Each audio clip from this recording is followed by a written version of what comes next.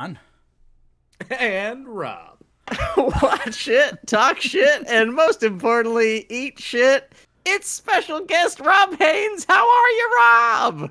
Hey, everybody. I'm so Rob tired. Haynes from the damned letters, the newly rejuvenated, newly restarted Letters from Camp Blood podcast. Finally Letters from back Camp in Blood. orbit. We Letters- have what's risen that? from the grave. That's right. Truly, verily.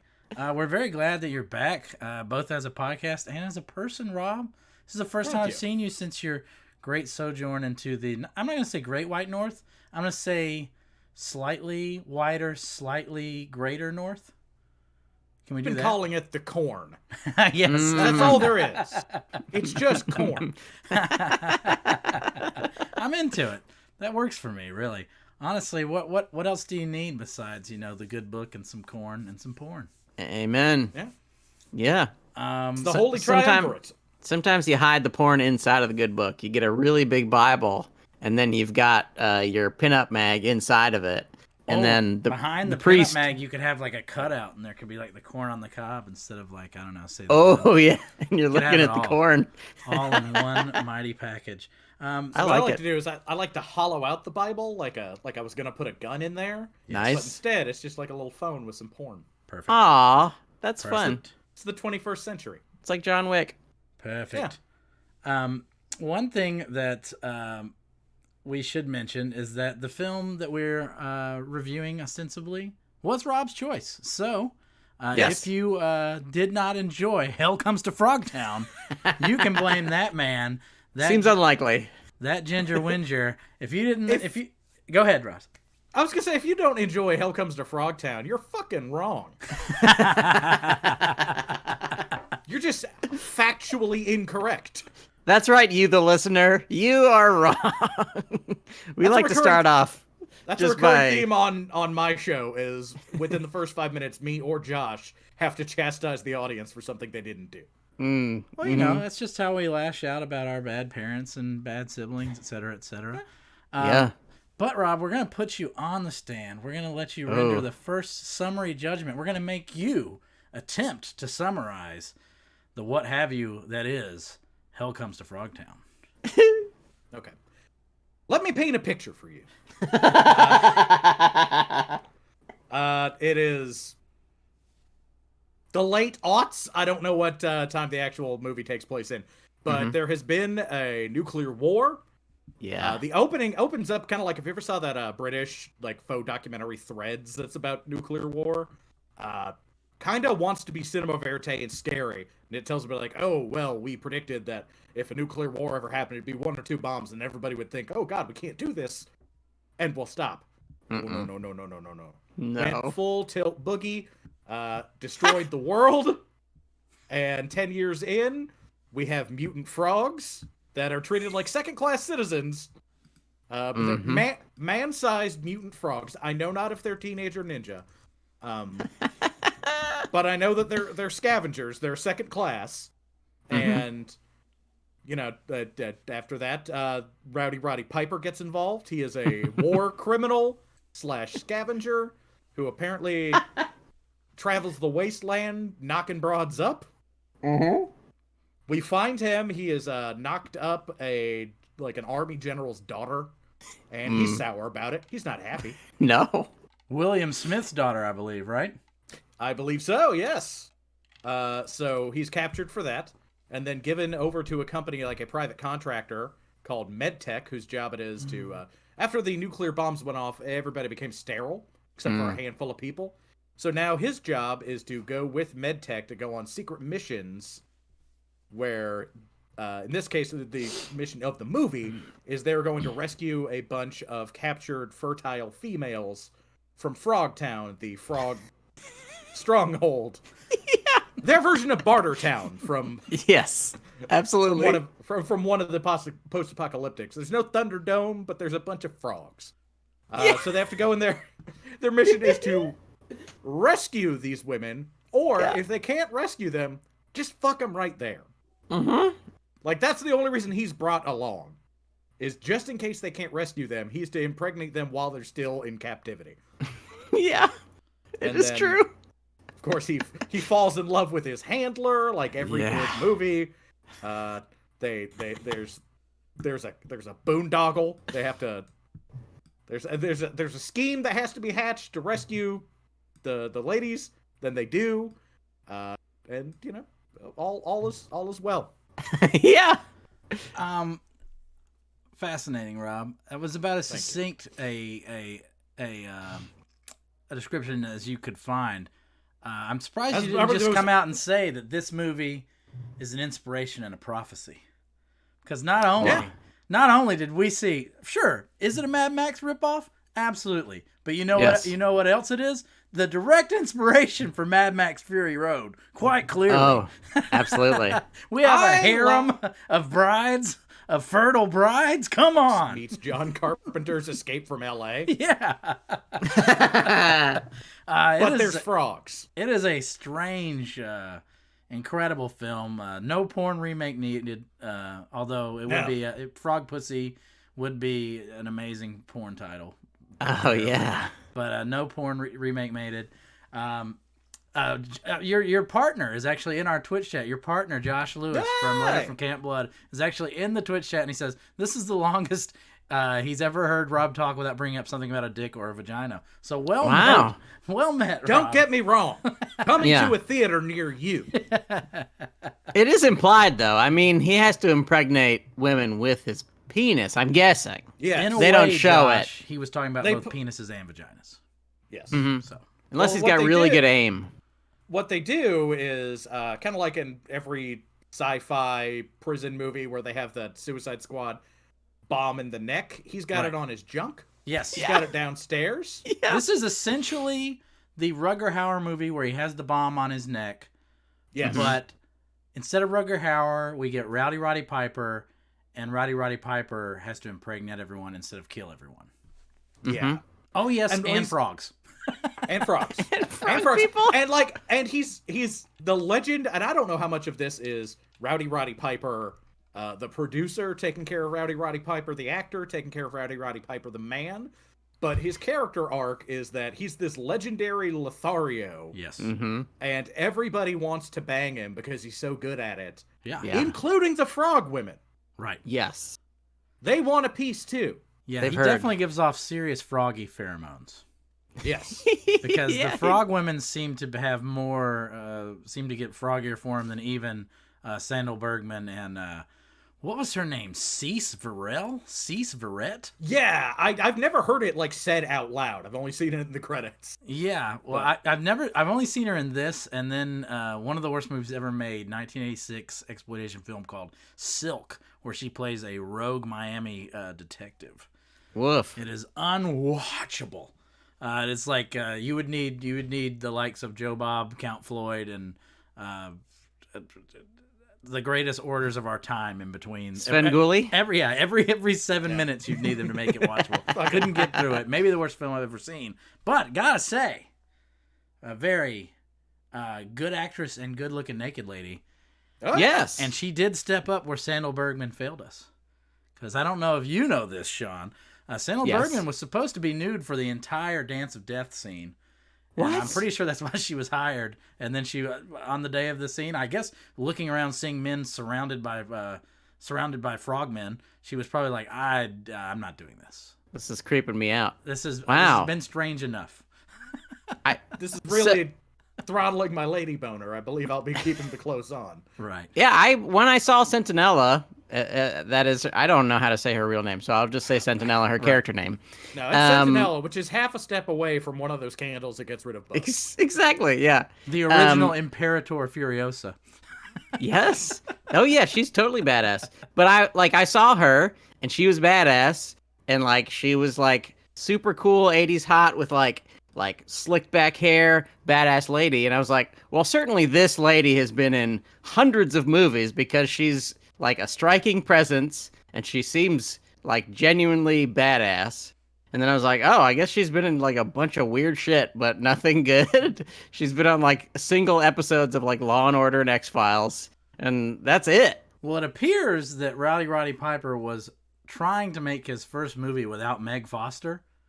And they were like, oh, God, we better go get someone who looks exactly like Meg Foster. Yes. And stick her in here immediately. Because he really tried to make a film without Meg Foster, believe it or not. But it couldn't make it so. But so they got Meg Foster light. Although she's less like, she's more entrancing in a, wow, what a great looking lady way. And less entrancing in a, oh, dear God, Meg Foster's blue eyes are boring through my soul and out my ass. Yes, terrifying blue eyes. There's just horrifying nothing like Meg Foster's eyes in the world. Unreal. For better or for worse.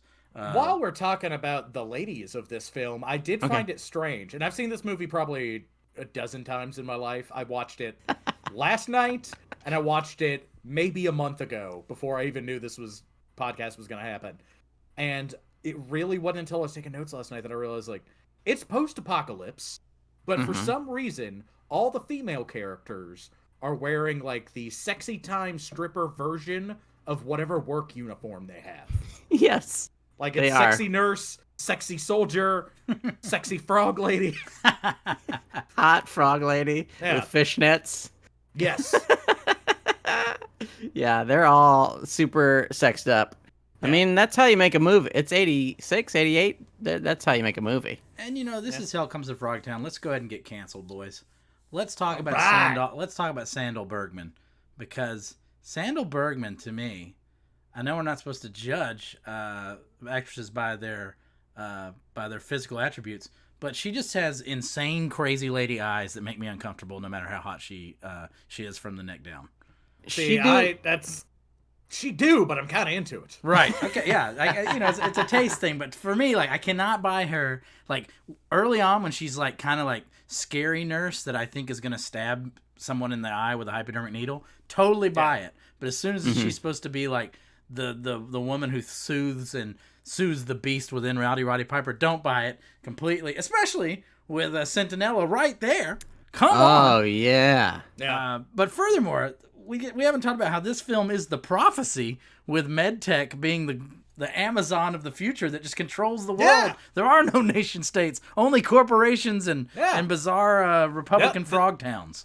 This whole like military privatization industrial complex, this shit happened. Oh yeah. And they want my sperm. Yes. And they have pink trucks. We really should be getting on to the hot heroes rods. And low man of the picture. But, guys, we got to talk about the elephant in the room. Or the frog, as it were. Have you guys seen the sequel to this film? No. I have not. I kind of want to, but I also don't want to ruin this one. So it is much worse. This is like a quality B picture. This is like a bad movie made well. Yeah. This was dude trying to be John Carpenter and failing miserably, which there's honor in my opinion when you try to make a bad movie and just whiff. Yeah, aping George Miller and aping John Carpenter, that's noble. That's noble Planet of the Apedom. That's totally acceptable. And I feel like whoever this guy he got to co-direct with him, I feel like the shots in this movie are well set up. I feel like the movie's well paced. Return of the Frog has none of that. Well, I've heard it's like a shot on VHS. Yes. Oh, no. Yeah. Robert Zadar plays Sam Hill. Oh, do you know who Robert Zadar is? Yes. Maniac we talked Cop. about him just before we started recording. It's Maniac Cop, the guy with cherubism. I mean, he looks he looks like one of those French twins who resembles a cat lady now. I mean, Robert Zadar is in it. Brian James is in it. Somehow they got Brian James. And, like, for all the flaws of the creature work in this movie, he did a pretty great job. I think he had a $12,000 budget. I think his name was Sam Wang. Did it with $12,000. Steve Wang. I got to hear my notes. That's great creature work for that amount of money. These are pretty decent frogs considering they look the cool. sheer screen time they get. It was a close runner-up for my high man pick of the show because, I mean, they're not great, but, like, there's 2 or 3 like hero frogs that are fucking fantastic. Eye patch frogs, and the rest are just like Eye just masks, really but the masks are good. I just now figured out that frog that's the villain frog named Bull. That's Bullfrog. Just figured that out. Might need to walk into the ocean. But hey, we've watched, not on this program, but maybe if one of our guests really hates us, we've watched movies like Super Mario Brothers, where that's like $20 million worth of frog makeup. This frog makeup was on par. These look better than the Koopa Troopas. Definitely. It looks great. All it has to be for me is just like, oh, this is cool. That's all I need. If I look at it and I go, oh, this is cool, then they nailed it. And I said it often. And sometimes you just got to put a fez on the top of like a lizard's head, and then that's good. That's how you sell it. A fez so and a that you tutu. can tell he's a warlord. He's a criminal. He's wearing a fez. It's an Arab frog, an evil Arab frog. Somehow, yeah. With a tutu. I'm curious because they don't really go into the world building of Hell Comes to Frogtown, but like, are the frogs, did they begin life 10 years ago as frogs that became men, or are they men that became frog-like? Because if in the span of 10 years you go from swimming in a pond to wearing a fez in a bar, that's impressive. That's impressive. Speaking English. Perhaps there's some advanced evolution from the nuclear warheads going off, or perhaps it's just to quote the Mothersbaugh brothers and the Casal brothers, there's just been complete de-evolution, Rob. Perhaps we are not men, we are frogs. Well, it's possible. I got us off the trail long enough. Let's get back on target. Rob, we like to talk about our mystery meat hero of the picture. What was your favorite thing about the flick? Again, I came close to going with the creature effects, because when they're fucking on, they're fucking on. And when they're off, not so much. But, I mean, it's clear that the answer is Rowdy fucking Roddy Piper. Like, he just kind of lights up the screen in a way that, like, you got taste of in They Live. Right. But then you also had, like, Keith David, and, like, there was, frankly, a coherent plot and things going on here. Like, he makes this movie enjoyable by just force of fucking will. Right. Like, just him being himself makes this movie, like, watchable and engaging, to the point that, like, I question whether they told Roddy they were making a movie. Right. So is this, in fact, your favorite Rowdy performance? In a film. Because, I mean, you're not going to beat Roddy versus Greg the Hammer Valentine. No. Dog collar match from I believe is that the first Clash of the Champions? That's Clash of the Champions, baby. Yeah, I mean, no, that's Starrcade. That's Starrcade. Oh, you're right. It's the first Starrcade. Yes. Yeah. And that there's. Do you remember the pilot he did with Jesse the Body Ventura, where it was him and it's on YouTube. I think it's like Hot Cops Keep talking. I'm almost there. Don't stop. In the 80s, they did a pilot for an hour-long cop drama. Where it's Jesse the Body Ventura and Roddy Piper, and I don't remember if they are cops who become wrestlers or wrestlers who become cops. But they go from one to the other, and it's called, like, Body Slam. All I've ever wanted, all I've ever needed was there in my arms. Where is that pilot? I need it. YouTube, baby. YouTube. So, this is probably my third favorite Roddy Piper performance, cinematic. I'll give you that. I mean, They Live is unquestionable. Oh, yeah. Oh, but it is questionable, Rob. It's number 2. And mostly just because they let Roddy act. Like, John Carpenter knew that Roddy Piper is a genius and let him make up his own dialogue. And Hell Comes to Frogtown, those were not Roddy Piper's zingers. No, they were corny, but he was selling them. Because he was saying, ribbit and stuff like that. That was not, Rowdy says completely insane shit.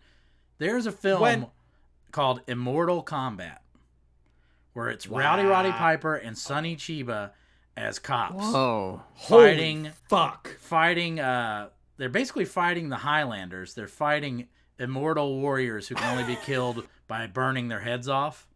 And Rowdy is completely at ease and making up all of his own dialogue.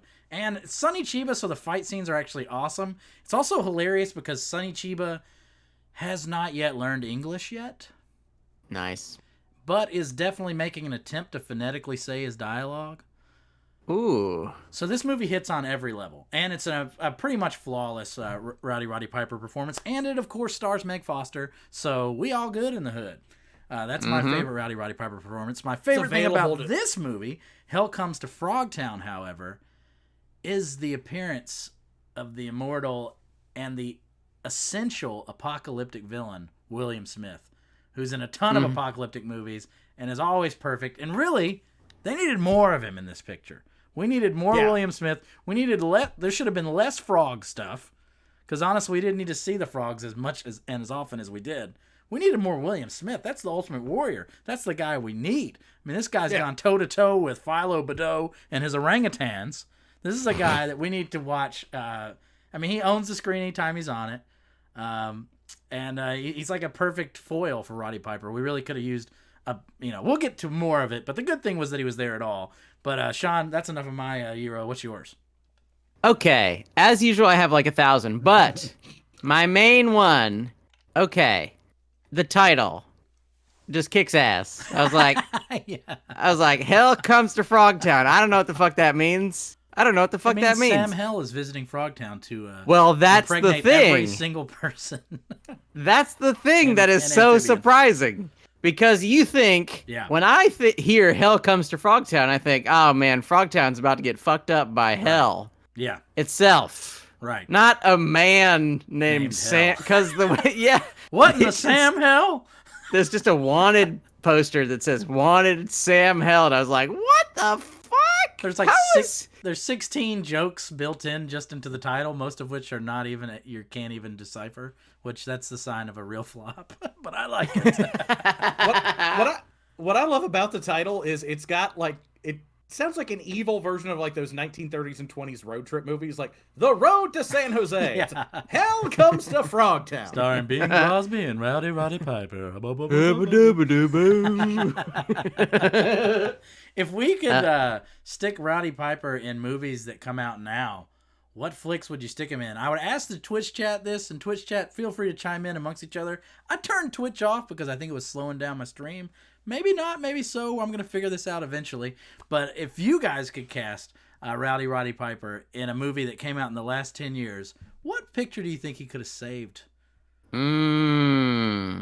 Last 10 years. Last 10 years. Could he have saved? Right. I'm trying to think of things. Oh, Harrison what is it? Ford just made a picture where, the dog was played by a human being. Mm-hmm. How about let that dog be played by Roddy Piper? Wow, that's a really good idea. I like it. I'll let that go, but you can't use CG. Okay, absolutely. Like that's fine. You just gotta let Roddy Piper walk around. He's the master of the dog collar match. He's the master of the dog collar match. It's fine. It's totally fine. But I think Roddy Piper improves some movies. Mm-hmm. Not all movies. Because as soon as you stick Roddy Piper in there, you have to be ready for some serious mugging. So anything where mugging is allowed, perfect. I want him to be the child in Parasite. Is that okay? Which one? Which one? The rich family's child. Okay, I want him to just be there, wearing a headdress, shooting fake rubber arrows at the family, just jacked, and getting scared. Yeah, huge, huge, bigger than everyone. Certainly, he's pretty just jacked a huge in this man. movie. I feel like he's more jacked in this movie than in They Live. Yeah. He's really big, and also they kind of unfairly stuff him into that weird cock holster thing to protect his penis. Incredible but gag. It's like so tight on him that he can, like, when I watched it, I was like, he must be in deep discomfort, because it looks like it is, like, even as slim a powerful man he is, like, you can see his skin hanging over it, like, oh my god, he's just stuffed into that thing, and they didn't loosen it up for him. Roddy, why didn't you just say, hey, I'm hurting here? My dick hurts. You hurt my dick. Sean, give us some more of your heroes, your endless damned heroes. Okay, I got a ton. One, the nurse says, this man is carrying a loaded weapon, and it refers to his penis and balls, which is great. That's government equipment now, soldier. Yes. There's a Welcome to Frogtown sign, which is already great, but it has a subscript that says, if you lived here, you'd be home by now, which is one of my favorite signs if I see it anywhere on the side of the road, but also like a truly absurd thing to write outside of a frog town. Just it's a town full of frogs, and if you happen to be here, I guess maybe you're probably a frog, or a lizard. There are other animals, correct? There's kind of lizard. Know. Looking back into our Twitch chat, someone has suggested that the Rowdy One and Tom Hardy need to be on the same screen at the same time. I don't think the world can handle it. No. At least one of them has to have. Tom Hardy would have made an incredible frog Fez King in this film. Oh, yeah, an absolutely amazing frog. I'm in fucking Capone. He can pull that off. Yeah. And no one's asking him to shit all over the place. Right. We have just begun this Tom Hardy journey, boys. I really don't know if Capone is the final form. I think it could get stranger. I think is he going to get louder and shittier? No one is telling him no. No one is telling Tom Hardy no. No one can stop him. Tom Hardy to become like the Joaquin Phoenix type, but like could beat the shit out of you. Strong Joaquin Phoenix. Yeah. Like he Joaquin just gains Phoenix, more weight rather than getting skinny. Just crazy action movies that no one's afraid. Like everybody's afraid to tell him no, he can't do that. Right. I won't watch any of his action movies. When will Joaquin and Hardy share the screen, or is that just too much like hair-lipped madness for one picture? Does Tom Hardy have a hair lip? Joaquin does, and Tom Hardy. True. Tom Hardy has some kind of lip scar. There's a lot of scarred features going on. Look, if I have to point out Joaquin Phoenix's hair lip, and you think I'm not going to take it, you're dead wrong. Really good point. The man's got chutzpah. Stacy Keach hid his behind a mustache most of his career. Joaquin Phoenix was like, I am Julius Caesar with a hair lip. Come at me. Here I am. This is what I look like. Yeah. What are you going to do about it? Here I am. I have a big number one. This is maybe the most number one of all number one. This is my hero of all heroes. Okay. You have aroused the three snakes. I like that. That's probably my favorite part. When they reveal that the three snakes are in fact three snake penises hiding underneath the man's robe is just lovely. It's wonderful. I'm pretty sure pre-show, for those who happen to stumble in, Rob was a little upset about the three snakes, and I think that brings us to our low men of the picture. Rob, go right ahead. Not to jump ahead on everybody, but yeah, that was actually going to be my number one with a bullet low man of the picture, is the dance of the three snakes. Because it starts out, the whole sequence where it begins, like they have to prepare her body for the dance of the three snakes, which is really just they give her drugs and go down on her. Well, I think they were going to prepare her body by taking her clothes off, but Sandal Bergman was like, hell nah, I made Conan the Barbarian. You're just going to have to deal with my negligee here. This isn't, R-rated Xanadu. I've got an image to maintain and to uphold. And I'm happy to take that if that's what's available to me. Right. Sure. What I'm troubled by is that Dance of the Three Snakes, it's such a long setup. Right. For a joke that gets played off like they prepare her body like she's got to fight a fucking dragon, and then there's the scenario where she's actually doing the dance and you get a little awkward comedy like I don't know what I'm doing. Then she starts thinking about Roddy Piper and gets all sexed up and is getting into it and stuff. So then Toady comes out, it's like, you have aroused the three snakes, and you find out that it's three dicks. But then you don't see the fucking dicks. They had every opportunity. I love that. They had a moral obligation to show me the triple frog dick. I'm upset that I don't get to see Sandal Bergman's wide-eyed titties, and Rob's just pissed off he doesn't get to see lizard dicks. Just saying. Don't promise me three snake cocks, and then don't deliver. We didn't get nary a snake cock.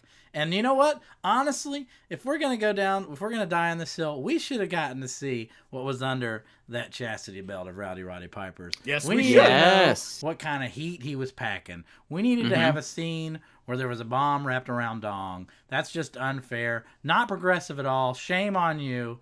I think we should cancel the filmmakers for not showing Roddy's pipe.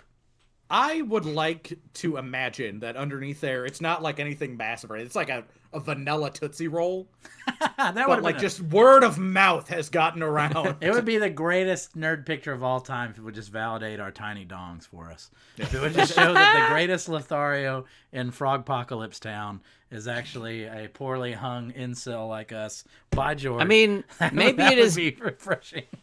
Maybe it's only because he is fertile. Maybe, I mean, there is some indication that like everybody Boys, thinks fertility he's is hot. overrated. Yeah, but P.S. fertility is overrated. But in this world, maybe it's just like, well, he didn't have to have sex with me. Well, he got me pregnant. That's the height of sex, is just procreation. You made a baby inside of me. I've never had better sex than that, because nobody's ever put a baby in me. Before we get to Sean's low man of the totem pole, I want to pitch it to our chat, and I want to say, who are some other wrestlers you guys think could have played Sam Hell? Be it modern day, or if you want to go all the way back to the Crusher. I just want to know from the guys in the Twitch chat, who are some other wrestlers you would like to have seen? You can't say Dwayne "The Rock" Johnson. That's it. Okay. He's already making Jumanjis. It's That's a bad good rule. enough. The Rock hasn't. I don't think The Rock has made a movie as good as Hell Comes to Frogtown, sadly. But let me kick that to chat. But go ahead, Sean. What is your low man of this picture? Now, this is all Three Snakes related as well. So my favorite part and my least favorite part happened almost simultaneously. It is, okay, so she's doing a dance, and at first she's awkward. We Right. know that she, how are you going to be sexy around a bunch of frogs? How? And Just the smell of the Yes. trash Frogville. yes, In and of itself has to be a boner killer. radioactive frogs.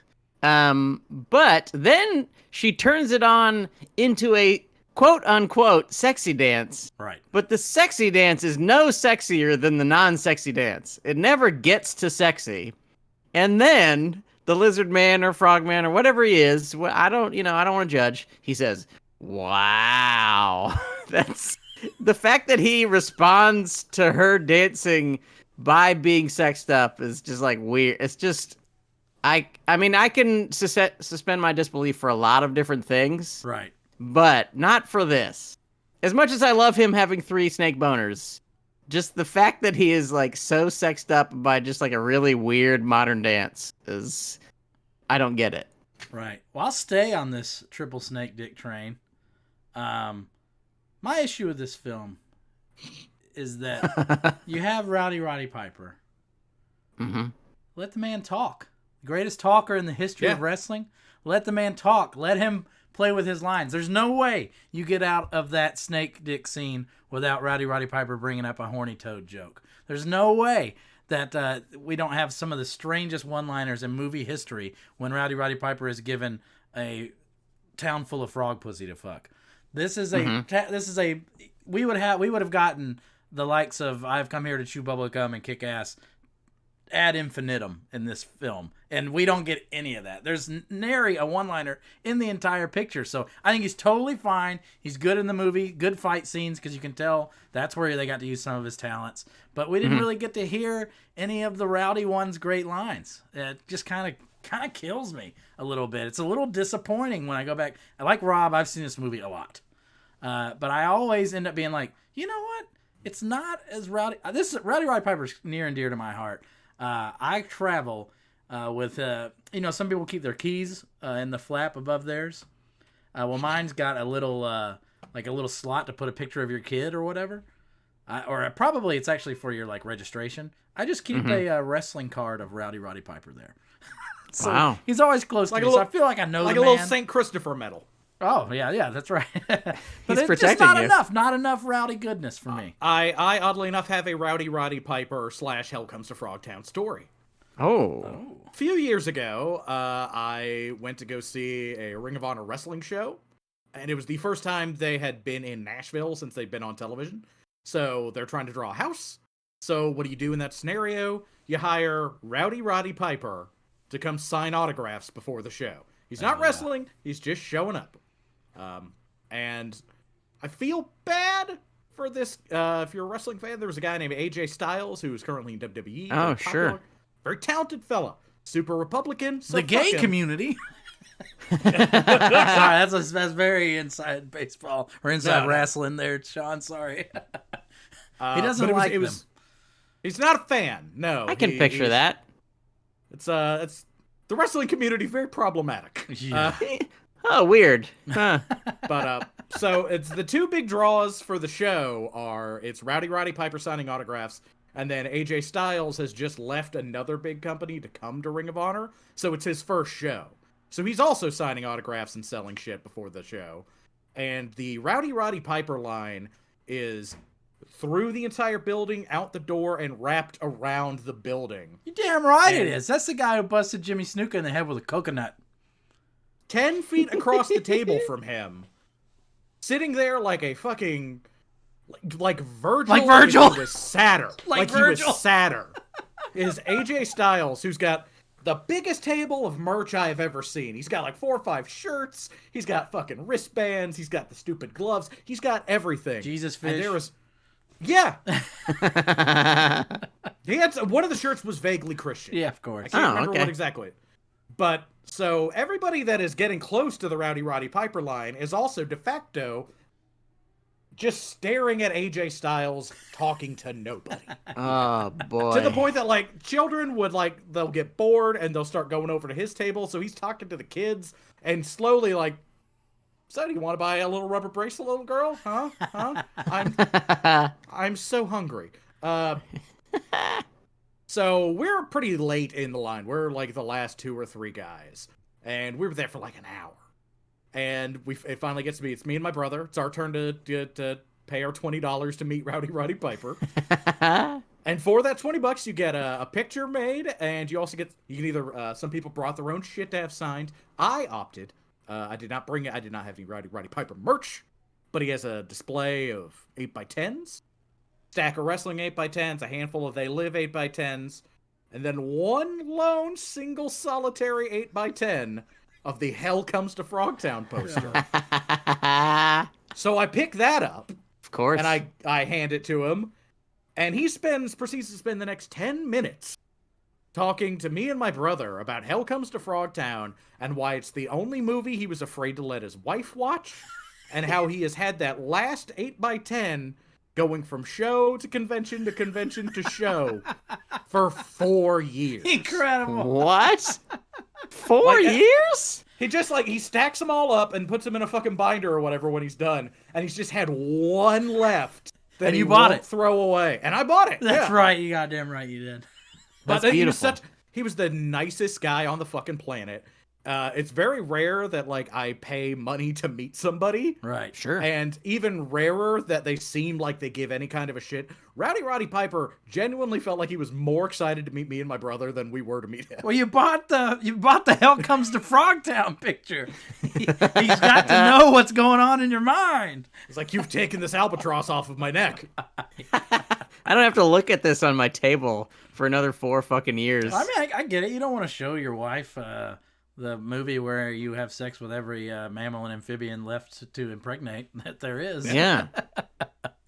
Also, maybe you guys can tell me, at the very beginning when Captain Devlin is like, my daughter, you raped my daughter. He didn't rape his daughter, right? Right? That was something I was going to bring up in the notes. Like, I mean, who knows? Never address that. They never really talk about it. I like to think, because I love him and I want him to be a good person, that he just did the good sex. They loved each other very much for those brief moments. I mean, and then his dad was pissed off and he went, you know what? Fuck this. That's the way I choose to look at it, because he is accusing Roddy Piper of raping his daughter. And then the MedTech people come in and say, your daughter changed her story when she found out she was pregnant. Which makes me sound, in my heart of hearts, I want to believe that Sam Hell merely treated this gal to a nice dinner, and a little bit of exchanges of oral pleasures, and then shot some glue. This film has a lot of problematic consent issues. Yeah. Yes. And a lot of them are thrown at Roddy Piper. Like, he's straight up almost, he's almost raped twice. Yeah. He almost gets amphibian date raped, and then there's some form of lady in a bag halfway through the movie that he woos with his intergalactic chastity belt dong. And then there's that one is kind of nice though, because it's like, okay, they show him kind of hanging out with her. She throws some shit in his face, and they're like, "Hey, now's the time to fuck this lady." And he's like, "No, man, that's not how it works." Well, this and then the movie next has, morning she's clean, which is amazing. At some point in the night, he cleans her. Yeah, which is what a sweet it's like guy. Jesus Christ, he washed her yes, feet. Exactly. Not only did he clean her, like he cleaned her after, like the night before, his handler, after being told that like I can't perform under these conditions, this girl's dirty and drugged. So she gives him a second striptease of the movie. Try to get him horned up.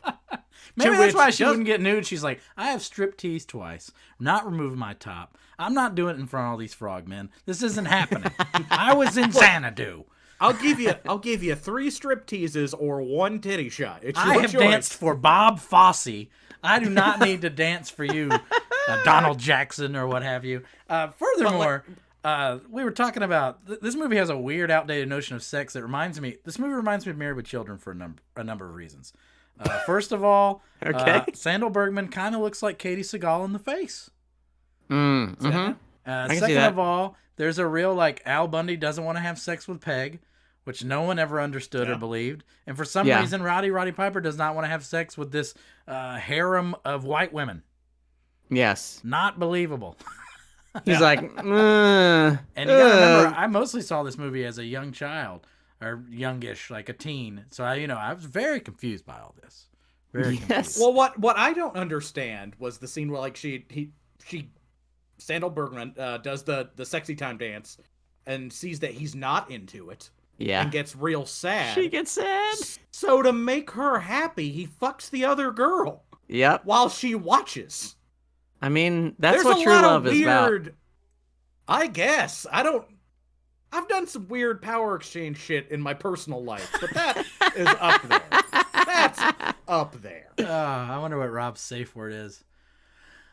Speaking of trigger warnings, 2 fat guys and 1 basement dweller we're gonna talk about masturbation, folks. Oh, okay. This movie, I mean, with the mustache, I think you're obligated to. This movie was one of my meat beat manifestos as a child. Oh, nice. But now that I think about it, I thought I remembered Sandal Bergman getting nude.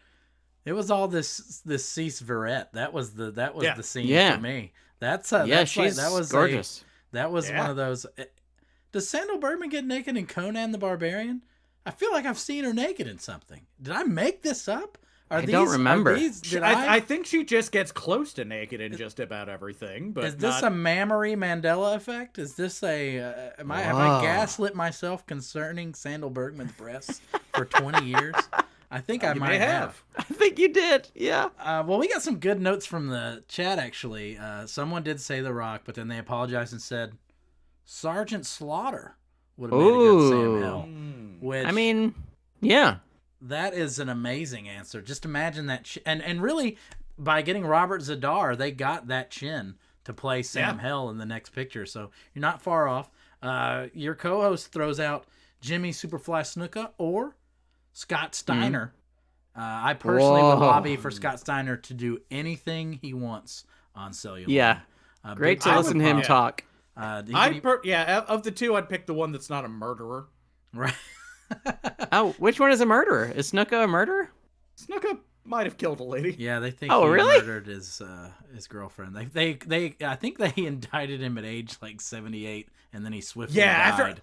He had dementia by the time they got around to charging him with that. Yeah. I mean, the guy knew when to take it home, and going to jail as a 78-year-old man probably not the best way to do it. I'm glad that Josh threw that out. Chad Ryan also said Captain Lou Albano. Oh, yeah. I love the notion of Captain Lou Albano having that sugar. He would.